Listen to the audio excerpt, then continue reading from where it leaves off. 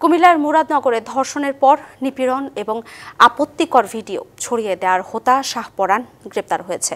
সকালে রাজধানী কারওয়ান বাজারে মিডিয়া সেন্টারে ব্রিফিংয়ে র্যাব জানায়, পূর্বশত্রুতার জেরে বড় ভাই ফজর আলীর উপর প্রতিশোধ নিতে পরিকল্পিতভাবে এই ঘটনা ঘটান ছোট ভাই।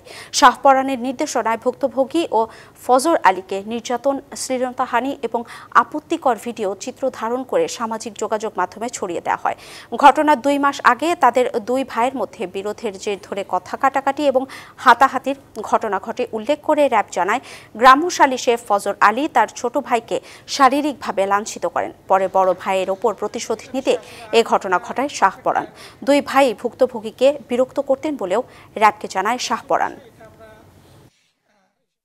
শাহপরান তার লোকজন সেট করে দেয় পরিকল্পনা অনুযায়ী। ওই দিন রাতে যখন ফজর আলী তার ওই ঘরের ভিতরে ভিকটিমের ঘরে প্রবেশ করে, তার কিছুক্ষণ পরেই এই শাহপরানের লোকজন ভিকটিমের ঘরে প্রবেশ করে এবং তাকে বিবস্ত্র করে ভিডিও ধারণ করে সেটা পরবর্তীতে সোশ্যাল মিডিয়ায় ছড়িয়ে দেয়। পরে আমাদের একটা চৌকস অভিযানিক দল গতকাল এই শাহপরানের যে রহস্যটা সেটা আমরা জানার পর তাকে আমরা গতকাল কুমিল্লা থেকেই অ্যারেস্ট করা হয়।